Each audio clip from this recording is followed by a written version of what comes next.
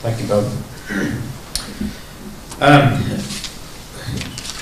I'm going to start by telling a little bit of my story. And my story is basically, you heard in the intro, that my wife and I and our daughter were kind of looking for our own piece of land that we could farm in the way that we want to farm. As she said, I'm the farm director for the Lord and Mother House. So I do, I'm a full-time farmer, but I farm the way that the Sisters of Loretto want me to farm. So we're looking for a place that we can call our own, where we can do things the way that we want to do it. And so just a little bit of background about what got me to where I am now. So I began working for my grandfather at the age of 11. My mom and dad, neither one were farmers, but my grandfather had a farm. And it was the farm that my dad and his brothers had grew up on. But it was 72 acres with 30 or so acres of woodland, so it was a small operation that was in no way going to support even one family's income. And so my grandfather had an off-the-farm job, but he retired, and I was 11 when he retired, so once he retired, began to farm that much more actively. And so I was at the opportunity at 11 years old. I could start helping rake hay, load hay on the wagons, do all those kind of things. And I quickly realized that farming was my passion, and haven't changed my mind on that. By 14, I was interested in owning my own cows and raising my own crop of tobacco, and my grandfather helped me in that endeavor. So at 14, I had an acre of tobacco that was my own. He helped me by financing everything, didn't charge any interest, gave me the land, use of the land for free, let me use his equipment, those sort of things. At the end of the year, I paid him all of the cash expenses. I paid him back out of my tobacco check. And my first crop, I was a little young and dumb, and I spent that money on a four-wheeler. The next year, I was a little bit more of a wise farmer and realized that I should reinvest that, so I actually bought a few cows of my own. And so at age 15, I had a tobacco crop, I had cattle, and so I was really getting into the whole farming enterprise. A few years later, my grandpa bought 25 heifers to stock a farm that he had begun to lease.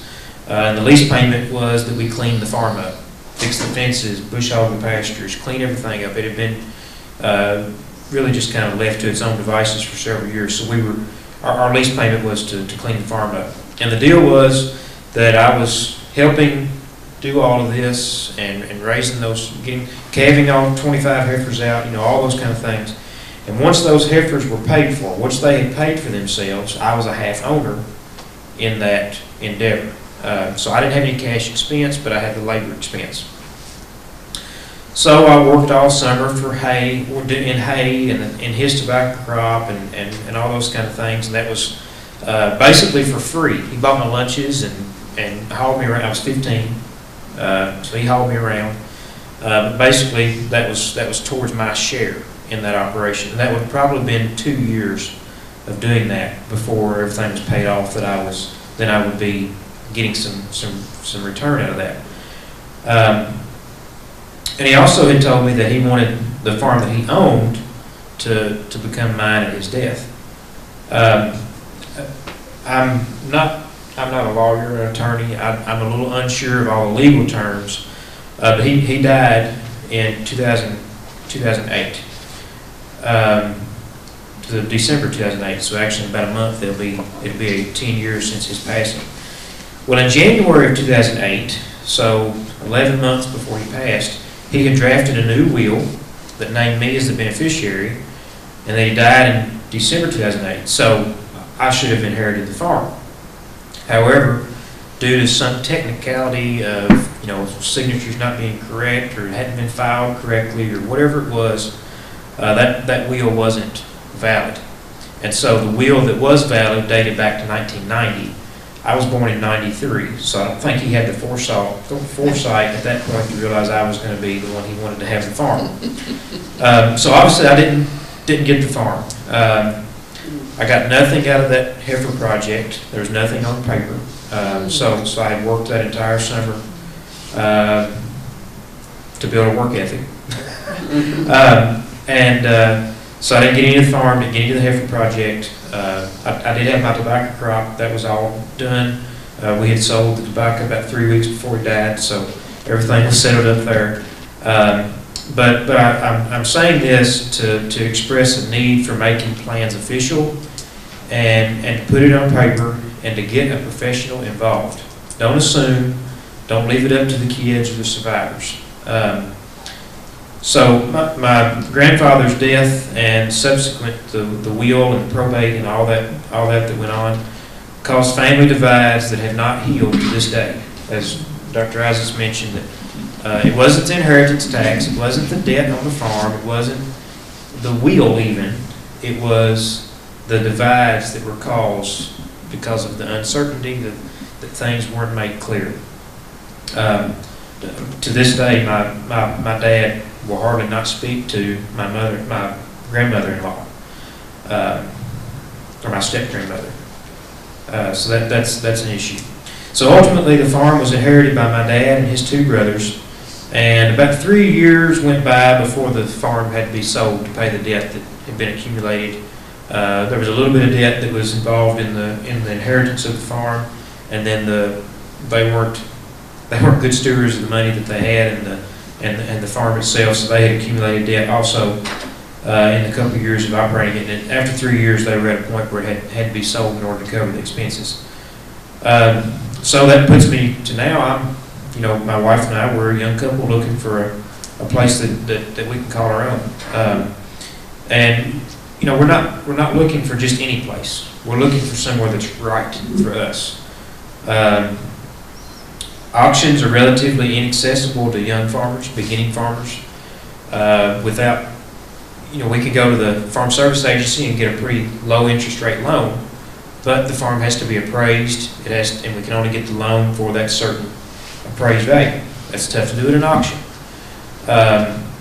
Private sale is fairly uncommon unless someone is already farming that operation, and whoever owns that piece of ground is interested in selling. Generally, if they don't have children that are interested, they're probably going to look at the person who is tending the land already. So that's difficult because it's difficult to get into that kind of situation. Being a young and beginning farmer, we have little to no capital. We have very few liquid assets.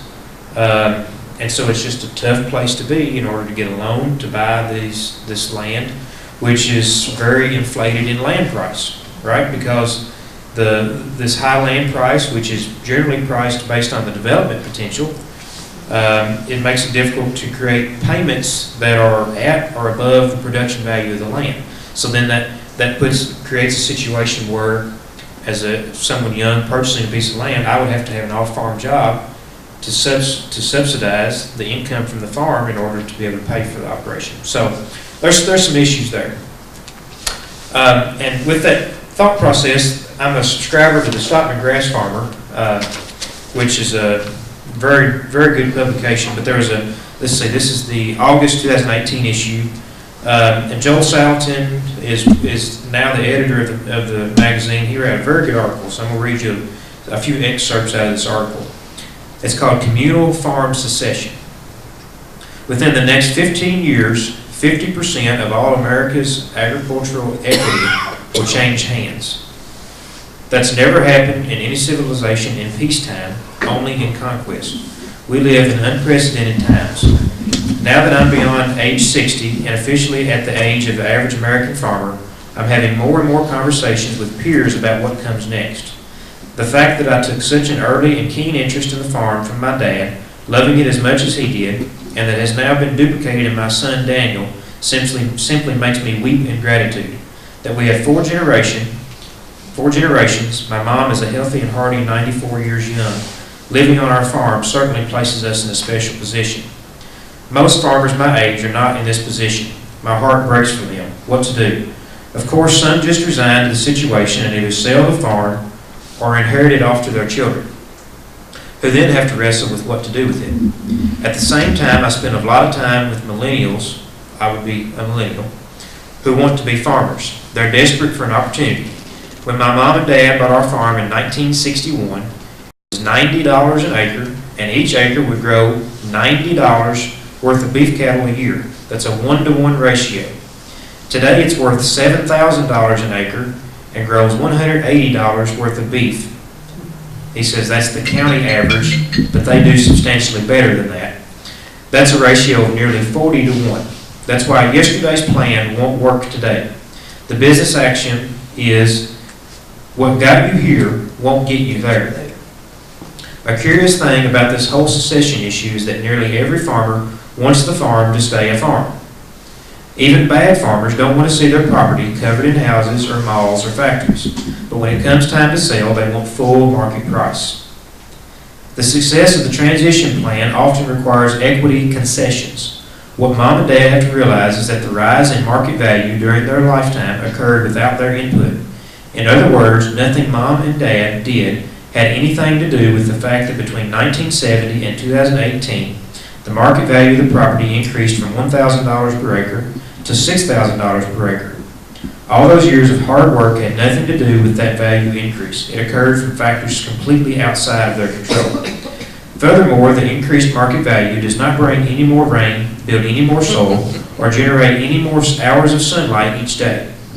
Farmland today is more often than not priced not according to production value, but based on development potential, lifestyle, recreation, or viewscape.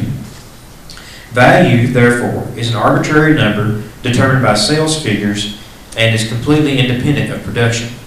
That my mom and dad purchased a property for $50,000 in 1961 that is worth $3.5 million today has nothing to do with farming. And they were certainly not looking forward to cashing out with a windfall at some future date. They bought it for the sheer love of farming. I don't know that any farmer who bought land in the 60s and 70s did it to make a windfall on appreciating farmland value.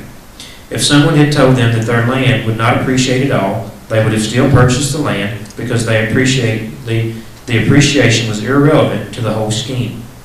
But it did appreciate. That changed a lot of things. Owner's equity, children's inheritance, entry-level capitalization for today's generation.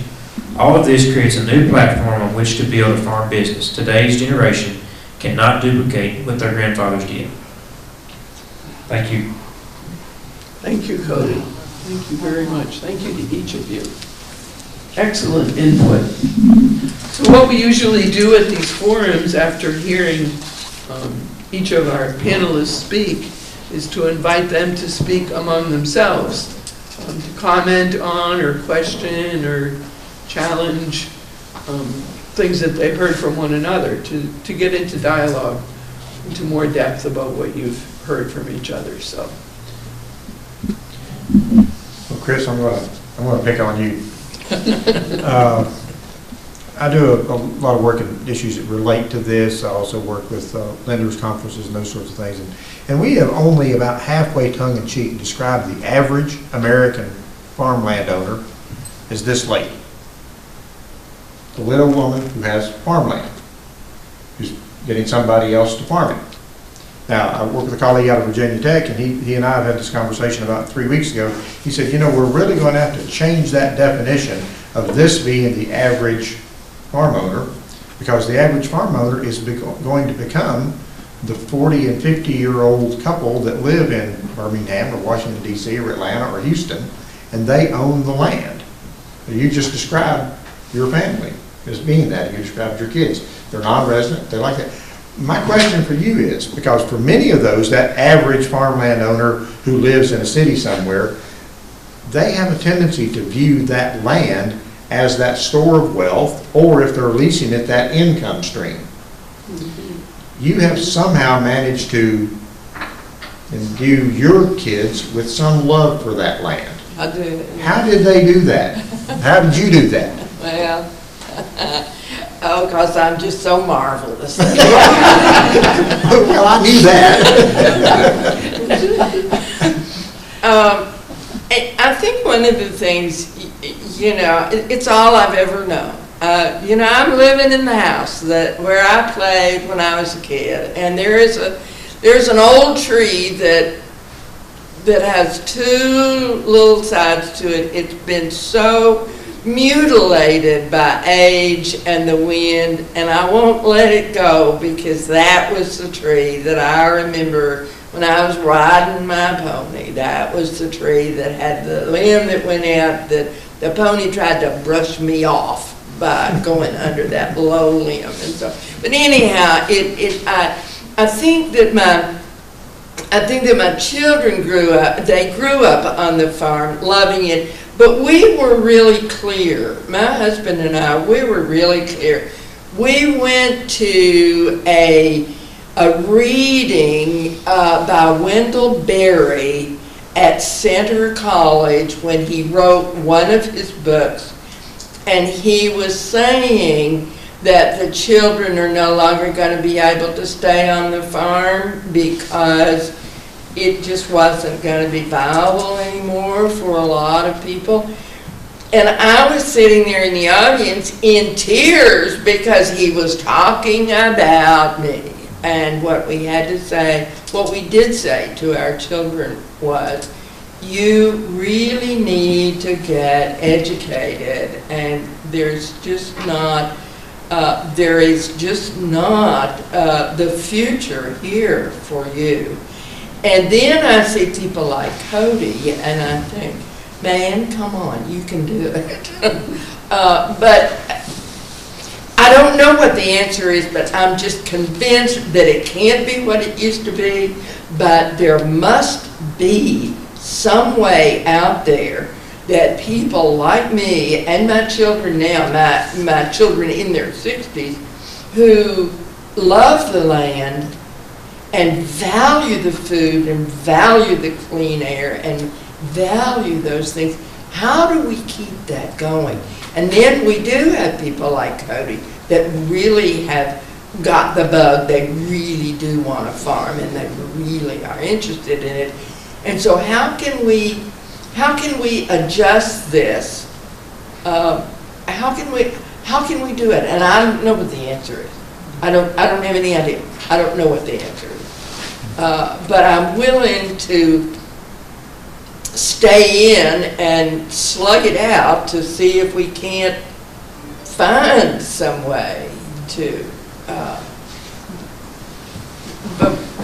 But you know, I don't get any. There isn't any return on it right now, and so it's really tough. Cody, you got some ideas? Well, something that, while you were talking and telling your story, and I had the same thought at the last event that we were talking at, that so many that hang on to their farm, hang on to it because they want to continue to have a bit of an ownership over how the farm is managed. And if there was some way that farm could be transitioned and the former owner or the continuing owner could still have input and have some decision power while being able to transfer the management over to the next generation, or even if it's out of the family, that would be a solution that would help a lot of situations. Because like you said, a lot of families, the children don't want to come back to the farm. But there maybe is the neighbor's family that more children want to come back to the farm than can, so they've got to branch out, right? Because that's kind of where I'm at. I've got to find some other family that's going to let me take over their land. Whether it's at an auction after they've passed and it's an estate sale, or whether it's a private treaty type thing. But there's so many that hang on to their land because they want to they have an interest in how the farm is managed after they have released their ownership or their management. Another thing that is interesting is to hear you talk about that your brothers and your father were all told, and your husband were all told, you need to keep farming to save the farm. Yeah.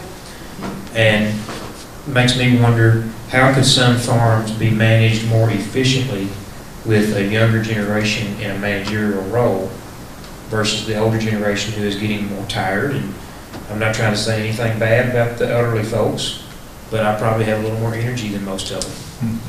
And so I could maybe do things a different way that might be more efficient. And so how can those generations come together and figure that out and be able to give that younger generation an opportunity to take that farm over at some point. Yeah, and I would agree with that, except I would say that as I look at some of the farming practices now, which feel to me like the way that people raise animals, the way that they raise crops, the bottom line is only the money.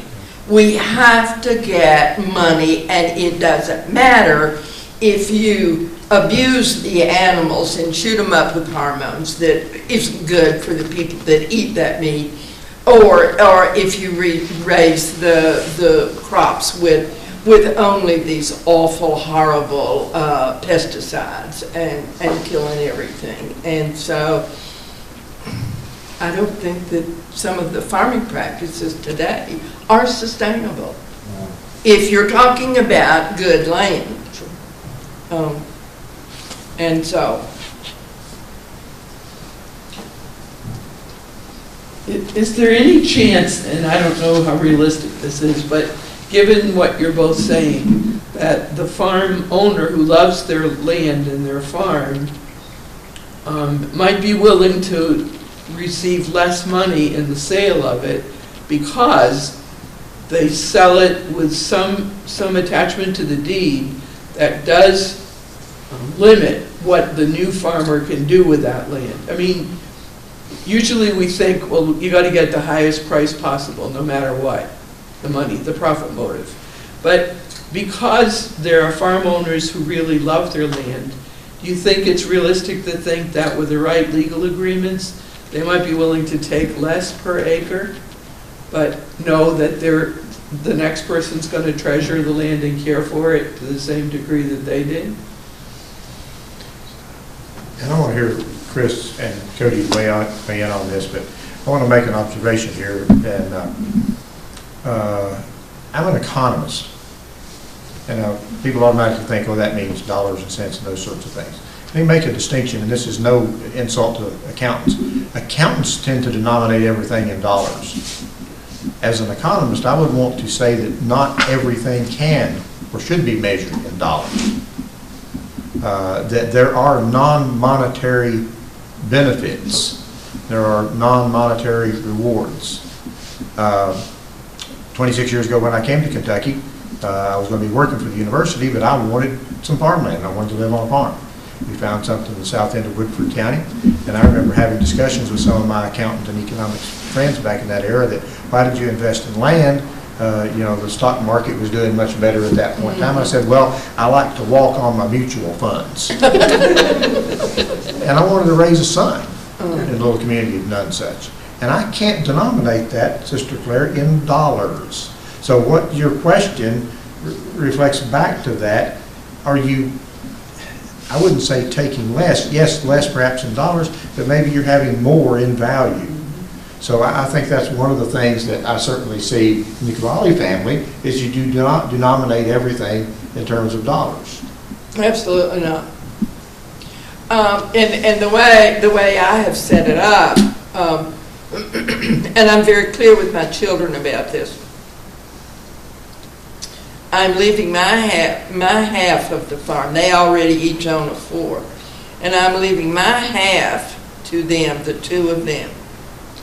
I'm not leaving it to grandchildren. I'm not leaving it to, it's those 2. Luckily, my children now have been, they've spent their life knowing about the farm. And we have had, for the last 10 years, we've had quarterly meetings where we have talked about this ad infinitum, I'll tell you. And so what we have come up with, and I'm clear that I don't want to put stipulations on their behavior after I die. I don't want to come from the grave and say, hey, don't do that, or hey, do that. I'm not going to do that. And they don't know what they're going to do. We had a conversation just this past weekend as we were talking about the barn roof that needs some attention, and so we were talking about the upkeep, and they're involved to the point of really hands-on as far as those kinds of things are concerned. But they don't know what they're going to do. They don't know. They've had some health issues. They don't know what's going to happen, and they don't know whether, are they going to need to have a big influx of money because of some sort of physical issue. You don't know what's going to happen, and so you have to live in that tension of not knowing. But I'm convinced that there must be a new model that we can design with older people that own the land free and clear, and younger people that can farm it in sustainable manners. Chris, there's a program on conservation easements. Now, you mentioned that you didn't want to come back from the grave and make decisions on how the land was used after your passing. But would you be willing to make the decision from the grave that it can't be developed? That sort of decision, as opposed to a decision about, well, you have to be organic, or you have to be sheep, or you have to be beef cattle, or you can't be beef cattle, or something like that. Nope, I wouldn't. No, a decision passed beyond the grave is a decision beyond the grave. And I don't know what's going to happen, and no, I can think of ways that my children may very well need to develop it. And no, I wouldn't make it, no. Mm-mm. I'm just saying it's not going to be developed as long as I'm living. And that's it. That's it.